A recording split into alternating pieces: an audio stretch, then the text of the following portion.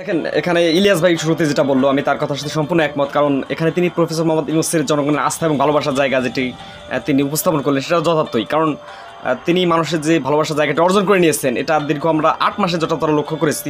এখানে ভারত এবং বিএনপি কিন্তু তাকে নানাভাবে প্রথম থেকে বাগড়া দেওয়ার চেষ্টা করছে, এটা আপনারা সকলে জানেন। মানে একটা বয়ান সৃষ্টি নামে একটা কথা আছে, এখানে ভারত আমাদের বয়ান তৈরি করে দেয়, সেটা বিভিন্ন রাজনৈতিক দল ফেরি করে। বলতে খুবই খারাপ লাগে, মানে বিএনপির প্রতি জনগণের যে একটা আস্থা এবং ভালোবাসার জায়গাটা ছিল সেটা অনেকটা কমিয়ে গেছে 8 মাসে। তারা দীর্ঘ 15 বছর যে একটা নির্যাতিত দল বা নিষ্পেষিত দল হিসেবে যেভাবে ভূমিকায় আবর্তিত হয়েছিল সেই জায়গা এখন নেই। কারণ সেই জায়গা এখন নেই বললেও ভুল হবে, কারণ অনেকটাই কমে গেছে, প্রচুর কমে গেছে। এখন বিএনপিকে জাস্ট মানুষ চাঁদাবাজি দল হিসেবে দেখে, তাদের ক্ষমতায় আসার আগে তারা কী করছে না করছে সেগুলো নিয়ে জনগণ প্রশ্ন তোলে, কথা বলে, এইগুলো খুবই খারাপ লাগে। কারণ আপনারা জানেন যে তারা দীর্ঘ 15 বছর ধরে এই আওয়ামী লীগ কর্তৃক কিন্তু তারা বিভিন্নভাবে অত্যাচারিত এবং নির্যাতিত হয়েছিল। এখন তারাই কিন্তু আওয়ামী লীগের বিরুদ্ধে গিয়ে বা আওয়ামী লীগের বাইরে গিয়ে ভারত বিরোধী মনোভাব পোষণ করবে, সেটা থেকে তারা এখন ভারতীয় যে বয়ান তারা সেটাই ফেরি করে, এটা খুবই খারাপ লাগে। মানে আওয়ামী লীগের একটা জিনিস আপনারা জানেন যে আওয়ামী লীগ মুক্তিযুদ্ধের যে চেতনা বা মুক্তিযুদ্ধের বয়ান কিন্তু বিক্রি করে খেত। ঠিক এখন আওয়ামী লীগের কাছ থেকে সেই বিষয়গুলো দেখছি। আমি উদাহরণ হিসেবে সুন্দর করে একটা বিষয় বলবো, আপনারা বুঝতে পারবেন। ঢাকা ইউনিভার্সিটির যে মধুর ক্যান্টিন যেটা আছে, বাংলাদেশে একটা ঐতিহ্য এবং সম্ভারের একটা অন্য জায়গা আছে ঢাকার ইউনিভার্সিটির মধুর ক্যান্টিন। সেখানে নাকি জামাত শিবিরের উপস্থিতি মুক্তিযুদ্ধকে কলঙ্কিত করে। এটা হচ্ছে বর্তমান বিএনপির ছাত্রদল কর্তৃক কিন্তু এই কথাগুলো বলা হয়। কারণ জামাত ইসলামের অবদান কতটা ছিল জুলাই বিপ্লবে সেটা ছোট করে বলবো। তবে তার একটা জিনিস বলি, এই বয়ানগুলো কিন্তু পুরোপুরি আওয়ামী লীগের বয়ান। এটাকে আওয়ামী লীগ তাদেরকে দিচ্ছে না ভারত তাদেরকে দিচ্ছে এটা বলার অপেক্ষা রাখে না। মানে জামাত শিবিরকে স্বাধীনতা বিরোধী বলা, তাদেরকে একটা ট্যাগ লাগিয়ে দেওয়া, তাদেরকে রাজনীতি থেকে নিষিদ্ধ করা, এগুলো কিন্তু আওয়ামী বয়ান। আওয়ামী বয়ানটা বর্তমানে বিএনপির কাছ থেকে পাওয়া যাচ্ছে। এর জন্য জনগণের আস্থা এবং ভালোবাসা উঠে গিয়েছে। কারণ জামাতে যে প্রথমে বললাম জামাত যে কতটা অবদান রেখেছিল এই জুলাই বিপ্লবে, এখানে আবু সাইদ যিনি শহীদ হয়েছিল তিনি কিন্তু একজন জামাতের কর্মী। এটা অনেকেই সোশ্যাল মিডিয়া বা বিভিন্নভাবে সে বিষয়টা আমাদের কাছে পুরোপুরি পরিষ্কার। বর্তমান আধুনিক তথ্য প্রযুক্তির যুগ, কোনো কিছু চাপা থাকে না। সেই দিক থেকে এই যে এখন সেই চাঁদাবাজির বিষয়টিতে আসি, এই যে তারা চাঁদাবাজি করছে, দখলবাজি করছে বা তাদের যে দলীয় ভাবমূর্তি যেটা সেটা রক্ষা করতে পারছে না, এটা অবশ্যই সামনে যেহেতু তথ্য এবং প্রযুক্তির যুগ, তথ্য ভাণ্ডার কিন্তু জমা থাকে বা মানুষ সেটা জানতে পারে। আওয়ামী লীগ এতদিন যা করেছে বিভিন্ন কিছু বেরিয়ে আসছে, অস্বীকার করার মতো কিছু নেই।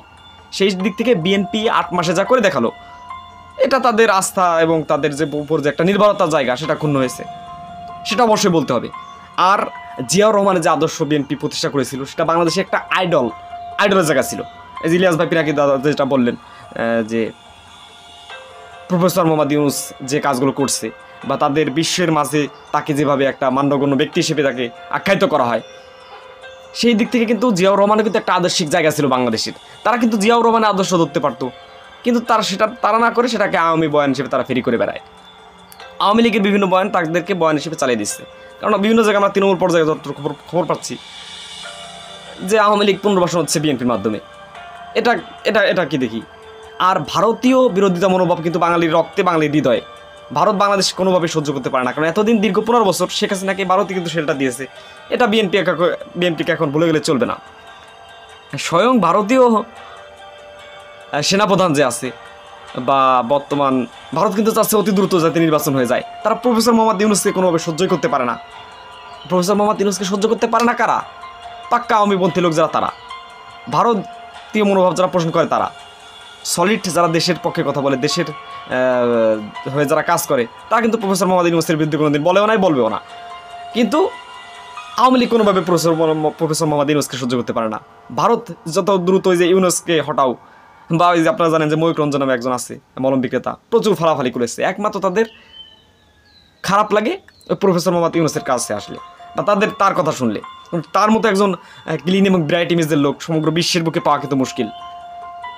এই জন্য তারা চায় যে দ্রুত নির্বাচন দিয়ে এই লোকটাকে যাতে কোনোভাবে সরিয়ে দেওয়া হয় আর সংস্কার যাতে ভালোভাবে না হয়। এই জন্য বিএনপির প্রতি এতটা মানুষের আস্থা এবং ভালোবাসার জায়গা ছিল সেটা কিন্তু কমে যাচ্ছে। তারা চাঁদাবাজি করছে বা তারা চাঁদাবাজিকে এভাবে প্রমোট করছে। ক্ষমতায় না গিয়ে যদি এরকম করতে পারে, ক্ষমতায় গেলে অবস্থা কী হবে, এটা কিন্তু এখন প্রশ্ন। যাক, তাদের দলীয় ভাবমূর্তি যেটা আছে সেটাকে অবিলম্বে তাদের পূর্বের জায়গায় ফিরিয়ে নিতে হবে। এবং আওয়ামী বয়ান কোনোভাবে, ওই যে প্রথমে একটা উদাহরণ দিলাম, এভাবে তারা বিভিন্নভাবে জামাতের বিরুদ্ধে যারা এতভাবে লেগে গেছে বা সাধারণ অন্য দলকে এখানে এনসিপি যেটা ন্যাশনাল সিটিজেন পার্টি গঠিত হলো, এটাকে তারা বলছে কিংস পার্টি। মানে হাস্যকর, কতটা হাস্যকর। জিয়াউর রহমানের আমলে কিন্তু জিয়াউর রহমান থাকাকালীন দলটি প্রতিষ্ঠিত হয়, সেটাকে তারা কিংস পার্টি বলবে না। তারা নির্বাচনের জন্য যেভাবে পাগল পাড়া সেজেছে, এটা। অন্যদিকে আপনারা জানেন যে তারেক রহমান কিন্তু তার দলকে যথেষ্টভাবে সুগঠিত করার জন্য আপ্রাণ প্রচেষ্টা চালিয়েছে, কিন্তু তৃণমূল পর্যায়ে যে কাজগুলো হচ্ছে সেটা অনেকটা সন্দেহের প্রশ্ন। অন্যদিকে আপনারা জানেন যে বর্তমান মির্জা ফখরুল ইসলাম আলমগীর যিনি আছেন, মানে নতুন নতুন কুতুব পদে আছে, এভাবে হাত উঁচু করে, মানে কীভাবে সে অঙ্গভঙ্গি করে, বা ওবায়দুল কাদেরের যে একটা প্রতিছবি তার ভিতরে লক্ষ্য করা যায়। এত বড় একটা রাজনৈতিক দলের মহাসচিব, যিনি যারা সঠিক ভাবধারায় কথা বলে সোশ্যাল মিডিয়ায় তাদেরকে দেখতে পারে না। পিনাকি দাদাকে তিনি কটাক্ষ করে অনেক কিছু বলেছে। মির্জা আব্বাস যিনি আছে, তিনি বলেছে যে এই সমস্ত 2 পয়সার ইউটিউবার, তাদেরকে তো আমরা চান্দা মান্দা তুলে একটা টাকার অ্যামাউন্ট করেও দিতে পারি। এরকম একজন স্বচ্ছ রাজনৈতিক ব্যক্তিত্বের কাছ থেকে এই ধরনের কথা কিভাবে আসে? আসলে এটা তো পুরোপুরি আওয়ামী লীগের বয়ান তারা ফ্রি করে বেড়াচ্ছে। এই সমস্ত ব্যক্তিদের থেকে আমাদের অবশ্যই বেরিয়ে আসতে হবে। বিএনপির লুৎফুজ্জামান বাবরের কথা কিন্তু আমাদের মনে পড়ে। তিনি একজন স্বচ্ছ ব্যক্তিত্ব ছিলেন এবং ভারতীয় মনোভাব তার ভিতরে যতটা চাঙ্গা ছিল, তিনি কারামুক্তি পেয়েছেন। তিনি কিন্তু বাংলাদেশের রাজনীতিতে ব্যাকআপ যেটাই দিক, তার একটা ভালোবাসা এবং আস্থা জায়গা তৈরি হবে। কিন্তু মির্জা ফখরুল ইসলাম আলমগীর, তারপর আপনার মির্জা আব্বাস, এরা কিন্তু বিএনপিকে অনেকটা বিতর্কিত পর্যায়ে নিয়ে গেছে। আরেকজন ছিল ইকবাল টুকু, এতদিন সে কোনোভাবে অবস্থান ছিল না তার রাজনীতিতে, এখন উড়ে এসে জুড়ে বসেছে। অথচ রুহুল কবির রিজভী বলেন বা সালাউদ্দিন যিনি আছেন, মোহাম্মদ সালাউদ্দিন, তিনি কিন্তু যথেষ্ট একজন ভালো মনের মানুষ। কিন্তু এই সমস্ত কিছু কিছু লোকের কারণে পুরো একটা দলকে বিতর্কিত হতে হয়। এই বিষয়গুলো কিন্তু খুবই খারাপ লাগে।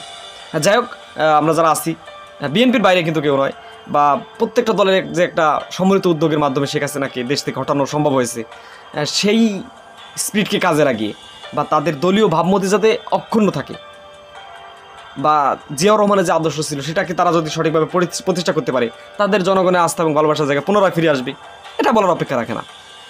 যাই হোক, তারা আওয়ামী লীগকে কোনোভাবে যেন ব্যাকআপ দেওয়ার চেষ্টা না করে, বা তাদের তৃণমূল পর্যায়ে যে চাঁদাবাদিগুলো হচ্ছে, এটা থেকে তাদের অবশ্যই বেরিয়ে আসতে হবে। নাহলে তাদের দলীয় ভাবমূর্তি যেভাবে ক্ষুণ্ণ হচ্ছে, নির্বাচন আসতে আসতে ফটোটিং হয়ে যেতে পারে। মানে কথাগুলো খুবই খারাপ লাগলো। তারপর বলতে হচ্ছে যে অনেকে বলছে আগেই ভালো ছিলাম, কিন্তু প্রফেসর মোহাম্মদ ইউনূসের কাজগুলো ভালো হচ্ছে, এটা আমরা আগের বিভিন্ন পর্বে বলেছিলাম। কিন্তু বিএনপির যে আস্থা এবং ভালোবাসার জায়গাটি জনগণের প্রতি ছিল, সেটা খর্ব হচ্ছে। এজন্য তাদের আস্থার জায়গা কি তাদের ফিরিয়ে আনতে হবে, এটা অবশ্যই আপনাদের মানতে হবে। যাই হোক, জামাতের সাথে তাদের যে একটা ঘনিষ্ঠতা ছিল, বর্তমানে আলাদা হয়ে গেছে, কোনো সমস্যা নেই।